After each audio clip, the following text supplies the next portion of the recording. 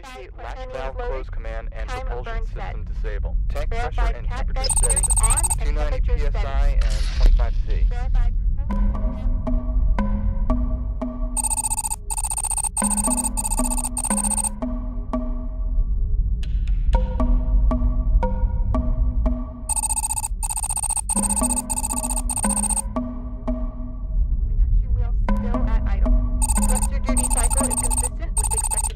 Copy all.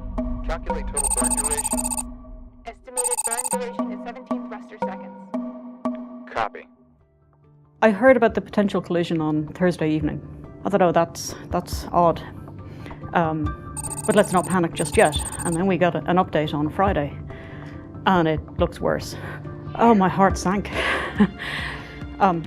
So we then continued over the weekend, and it just, didn't get better. There are all kinds of things orbiting the Earth. Obviously the active spacecraft that we're still using, but also expired spacecraft, many of them still on orbit. And then there are old parts, and then real debris down to flecks of paint. If you see a piece of debris far enough in advance, you can decide to alter your orbit to make sure that your orbit and its orbit don't intersect, that there isn't a collision. Fermi is a special kind of telescope designed to make observations of the universe in the highest energy form of light, in gamma rays. Fermi sees gamma rays from supermassive black holes, gamma rays from the remnants of stars that have exploded at the end of their life. But we also see gamma rays from flares from the sun. We get a very different picture, and thus a much deeper understanding of what you're looking at. Late March of 2012, we got a call from the Department of Defense. There was a defunct Russian satellite in an orbit that would intersect Fermi's orbit in about a week. It isn't that they knew they were going to hit, it was that they didn't know that they weren't going to hit. So that's something we had to be concerned about. Those two spacecraft were occupying the same space within 30 milliseconds of each other. That's why this was scary. These are objects several tons each, as wide as a small airplane, traveling 20 times faster than a bullet.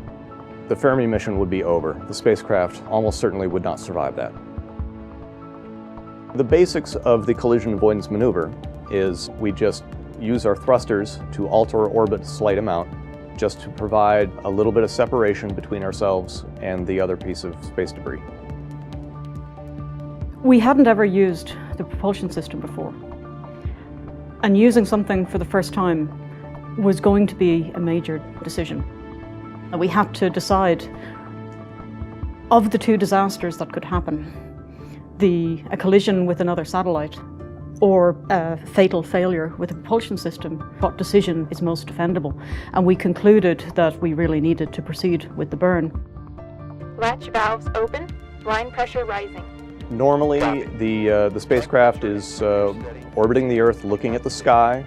So in preparation for the maneuver, it changes its attitude, parks its solar arrays and its high-gain antenna to be out of the way of the thrusters. The maneuver itself is just fire all thrusters for 1 second. And then after that's done, then the spacecraft goes back to normal science. Verified 1 second maneuver. Copy. Maneuver complete. It was a huge relief, a huge weight off my chest. Having done the maneuver and avoided a collision means we continue operating. So continue doing the great science that we have been doing over the past 4.5 years.